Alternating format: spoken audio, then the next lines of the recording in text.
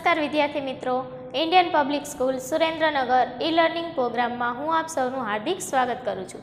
વિદ્યાર્થી મિત્રો, આપણે ધોરણ 2 વિષય ગણિત ચેપ્ટર 7 જગ અને મગ તેના વિશે આપણે અભ્યાસ કરી રહ્યા હતા। તો વિદ્યાર્થી મિત્રો, આપણે પાઠ્યપુસ્તકમાં જોયું જગ અને મગ વિશે। જગ અને મગમાં આપણે કેટલું પ્રવાહી સમાઈ શકાય તેના વિશેનો આપણે અભ્યાસ કર્યો।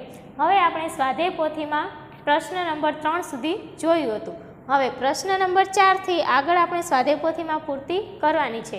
તો તમે સ્ક્રીન ઉપર જોઈ શકો છો પ્રશ્ન નંબર 4। તો પહેલા સૂચના જોઈએ। અહીં જુદા જુદા વાસણો આપેલા છે। દરેક વાસણમાં કપ વડે પાણી ભરેલું છે। આ પરથી માગ્યા મુજબ જવાબ શોધો। તો અહીંયા પહેલાં આપણને વાસણો આપેલા છે તે આપણે જોઈ લઈએ। તો તમે વાસણમાં જોઈ શકો છો જગ, માટલું, ગ્લાસ, વાટકી અને ટબ। તો આપણને આ પ્રકારના 5 સાધનો આપેલા છે। હવે તેના ઉપરથી નીચેના માગ્યા મુજબના જવાબ લખીશું। તો સૌથી પહેલી ખાલી જગ્યા જોઈએ। અનુમાન કરો કે કયા વાસણમાં સૌથી ઓછું પાણી સમાશે। તો આપણને અહીં જેટલા વાસણ આપેલા છે તે પ્રમાણે હવે તમને ખ્યાલ આવી ગયો હશે કે સૌથી ઓછું પાણી શેમાં સમાશે।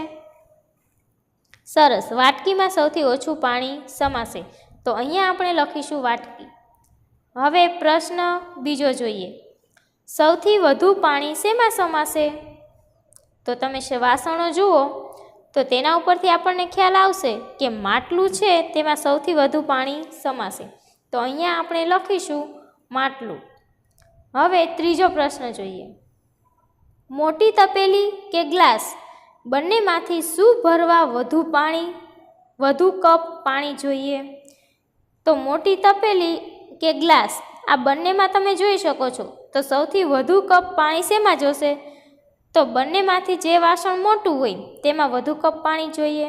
તો મોટી તપેલી છે તે ગ્લાસ કરતાં મોટી હોવાથી મોટી તપેલીમાં વધુ કપ પાણી જોશે। તો અહીંયા ખાલી જગ્યા જે આપેલી છે ત્યાં આપણે લખીશું મોટી તપેલી। હવે ચોથું જુઓ। વાટકી કરતાં ટબમાં પાણી વધારે સમાય છે। સાચું કે ખોટું। તો વાટકી કરતાં ટબમાં પાણી વધારે સમાય, કારણ કે ટબ છે તે વાટકી કરતાં મોટું છે, તેથી આ વિધાન સાચું છે। તો અહીંયા બાજુમાં જે ખાનું આપેલું છે તેના ઉપર આપણે સાચાની નિશાની કરીશું। હવે પાંચમું જુઓ। ખાલી જગ્યા કરતાં ગ્લાસમાં પાણી વધારે સમાય છે। તો જુઓ, વાટકી અને તપેલી એ બંનેમાં જોઈ શકીએ કે ગ્લાસમાં વધારે પાણી સમાય। તો વાટકી કરતાં ગ્લાસમાં પાણી વધારે સમાશે કે તપેલી કરતાં ગ્લાસમાં પાણી વધારે સમાશે। તો અહીંયા આપણો જવાબ આવશે વાટકી, કારણ કે ગ્લાસ કરતાં વાટકી નાની છે, પરંતુ તપેલી છે તે ગ્લાસ કરતાં મોટી હોય છે, તેથી અહીંયા ખાલી જગ્યામાં જવાબ આવશે વાટકી। વાટકી કરતાં ગ્લાસમાં પાણી વધારે સમાય છે। હવે પેજ ફેરવશું। પ્રશ્ન નંબર 5। નીચેનામાંથી કઈ વસ્તુની મદદથી પાણીના ગ્લાસ ભરવા સહેલા પડે। સાચું કરો। તો અહીંયા જુઓ, કઈ વસ્તુની મદદથી પાણીના ગ્લાસ ભરવા સહેલા પડશે। કપ, ગ્લાસ, ચમચી કે વાટકી। તો અહીંયા આપણે પાણીના ગ્લાસ ભરવાના છે। તો અહીંયા આપણને 4 ઓપ્શન આપેલા છે, કપ, ગ્લાસ, ચમચી અને વાટકી।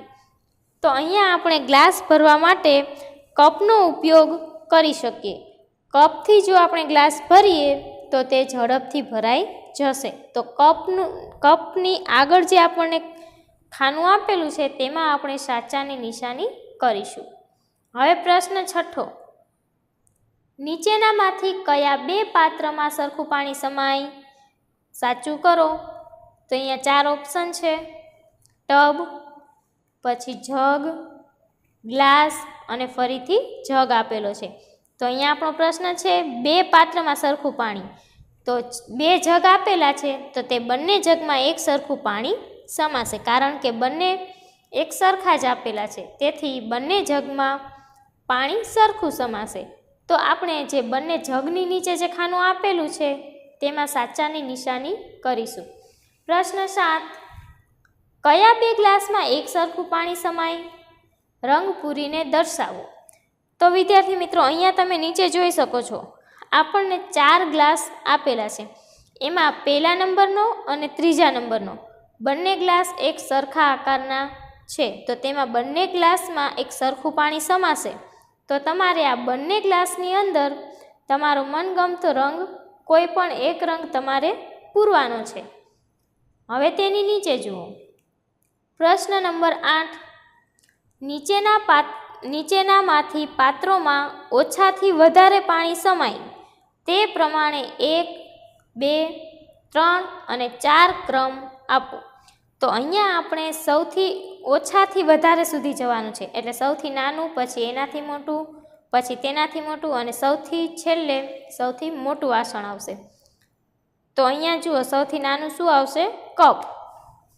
ડોલ, ગ્લાસ, કપ અને બોટલ, આ ચારેયમાંથી સૌથી નાનું છે કપ.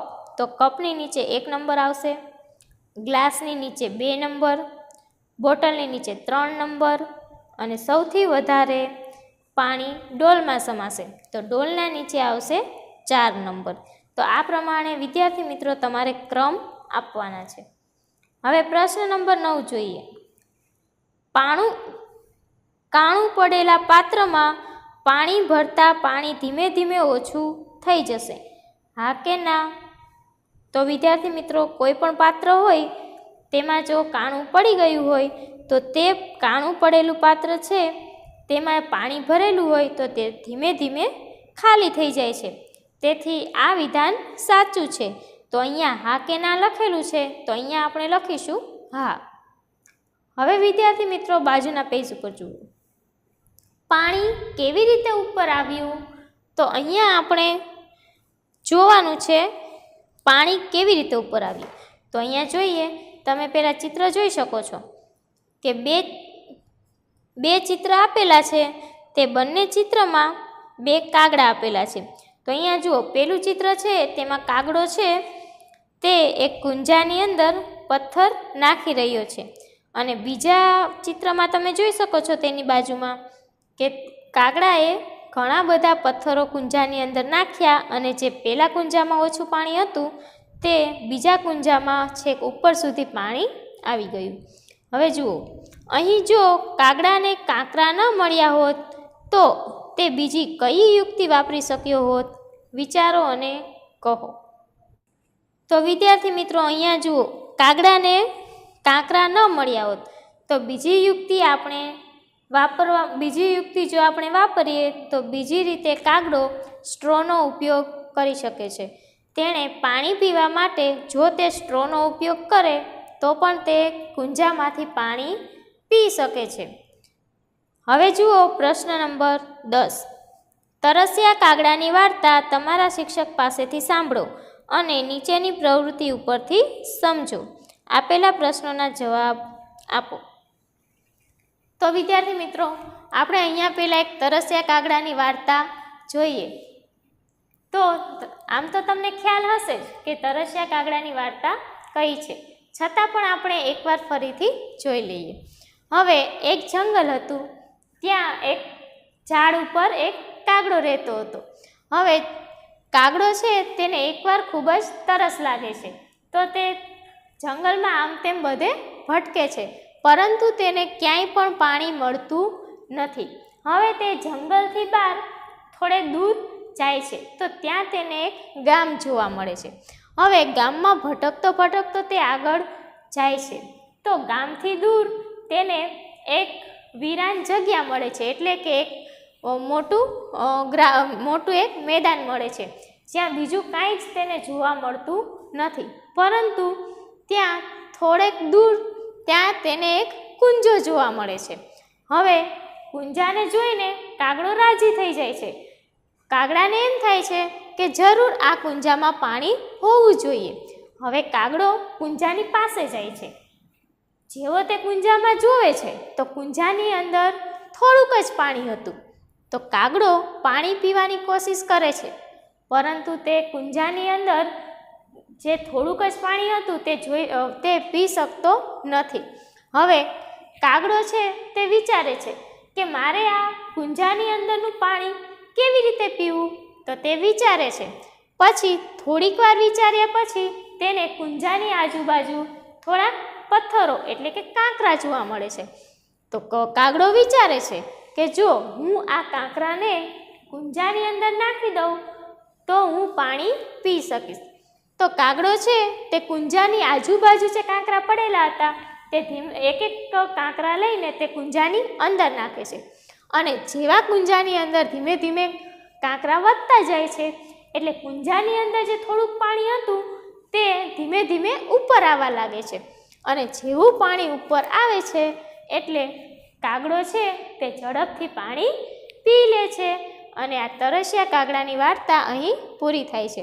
તો વિદ્યાર્થી મિત્રો, જો કાગડા પાસે કાંકરા ન હોત તો તે સ્ટ્રોનો ઉપયોગ પણ કરી શકે છે. હવે આપણે આ વાર્તા ઉપરથી આપણે નીચે જુઓ, નીચે આપણને કેટલાક પ્રશ્ન આપેલા છે, તો તમે સ્ક્રીન ઉપર પણ જોઈ શકશો. તો અહીંયા આપણને કેટલાક પ્રશ્ન આપેલા છે તે આપણે જોવાના છે. તો અહીંયા જુઓ, સૌથી પહેલાં આપણે એક પ્રવૃત્તિ કરવાની છે. તો વિદ્યાર્થી મિત્રો, તમે ઝડપથી પહેલાં એક સરખા ગ્લાસ લઈ લ્યો અને તમારે સાથે સાથે લખોટી 10 લખોટી લેવાની છે અને બંને ગ્લાસ તમારે અડધા અડધા પાણીથી ભરી લેવાની છે. હવે તમે આટલું કરી લીધું હશે તો એનાથી આગળ જોઈએ. 2 એક સરખા ગ્લાસ લો, બંનેના ગ્લાસમાં અડધું અડધું પાણી ભરો. હવે એક ગ્લાસમાં 1, 2, 3, 4 અને 5 એમ 5 લખોટીઓ નાખો, પણ પાણી ગ્લાસમાં છેક ઉપર સુધી ચડ્યું નહીં. હવે બીજો ગ્લાસ છે તેમાં તમારે 1, 2, 3 એમ કરીને 10 લખોટી અંદર નાખવાની છે. જો તમે 10 લખોટી નાખશો એટલે પાણી છે તે ગ્લાસની છેક ઉપર સુધી આવી જશે. તો વિદ્યાર્થી મિત્રો, આ પ્રવૃત્તિ તમે ઘરે પણ કરી શકો છો. તમારે 2 ગ્લાસ લેવાના છે, બંને ગ્લાસમાં અડધું અડધું પાણી લેવાનું છે અને એક ગ્લાસમાં 5 લખોટી અને બીજા ગ્લાસમાં 10 લખોટી તે તમારે અંદર નાખવાની છે. હવે અહીંયા નીચે જુઓ, આપણે જે પ્રવૃત્તિ કરી તેના ઉપરથી અહીંયા આપણને કેટલાક પ્રશ્નો આપેલા છે, તો તેના આપણે જવાબ જોઈશું. તો જોઈએ પ્રશ્ન પહેલો, પાણી ભરવા માટે કયું પાત્ર વાપર્યું? તો વિદ્યાર્થી મિત્રો, અહીંયા આપણે પાણી માટે ગ્લાસનો ઉપયોગ કરેલો છે, તો અહીંયા આપણે લખીશું ગ્લાસ. હવે બીજો પ્રશ્ન, પ્રથમ ગ્લાસમાં કેટલું પાણી ભર્યું? સાચા જવાબમાં સાચું કરો. તો અહીંયા જુઓ 4 ઓપ્શન આપેલા છે, આખો ગ્લાસ, અડધો ગ્લાસ, એકદમ થોડું અને પાણી ભર્યું નહીં. તો આપણે જેમ હમણાં ઉપર પ્રવૃત્તિ કરી તેમાં આપણે અડધો ગ્લાસ પાણી લીધું હતું. તો અહીંયા જે બીજું ઓપ્શન છે અડધો ગ્લાસ, તેમાં આપણે સાચાની નિશાની કરીશું. હવે પ્રશ્ન ત્રીજો, ગ્લાસમાં લખોટીઓ નાખવાથી શું થયું? તો વિદ્યાર્થી મિત્રો, આપણે બંને ગ્લાસમાં એકમાં 5 અને બીજામાં 10 લખોટી નાખી તો જે પાણી અડધું હતું તે ધીમે ધીમે ઉપર આવવા લાગ્યું. તો અહીંયા આપણે લખીશું ગ્લાસમાં લખોટીઓ નાખવાથી પાણી ઉપર આવવા લાગ્યું. પ્રશ્ન 4, બીજા ગ્લાસમાં પાણી સાથી છેક ઉપર આવી ગયું. તો વિદ્યાર્થી મિત્રો, તમને ખ્યાલ આવી ગયો? સરસ, બીજા ગ્લાસમાં પાણી ઉપર આવી ગયું કારણ કે આપણે તેમાં 5 નહીં પરંતુ 10 લખોટી નાખેલી હતી, એટલે કે આપણે તેમાં વધારે લખોટી નાખી હતી, તેથી પાણી છેક ઉપર આવી ગયું હતું. તો અહીંયા આપણે લખીશું બીજા ગ્લાસમાં વધારે લખોટી નાખવાથી પાણી છેક ઉપર આવી ગયું. પ્રશ્ન 5, ગ્લાસમાં લખોટીઓ નાખતા પાણી ખૂબ વધી ગયું. સાચું કે ખોટું? તો અહીંયા છે ગ્લાસમાં આપણે લખોટીઓ નાખી એટલે પાણી ખૂબ વધી ગયું. તો અહીંયા આવશે સાચું. હવે પ્રશ્ન 6, ગ્લાસમાં કેટલી લખોટીઓ નાખવાથી પાણી છેક ઉપર આવી ગયું? તો સાચા જવાબમાં સાચું કરો. તો 3, 6, 8 અને 10. તો આપણે કેટલી લખોટી નાખેલી હતી? તો પાણી છેક ઉપર આવી ગયું. સરસ. આપણે 10 લખોટી નાખી હતી તો પાણી છેક ઉપર સુધી આવી ગયું હતું. તો જે ચોથો ઓપ્શન છે 10, તેના ઉપર આપણે સાચું કરીશું.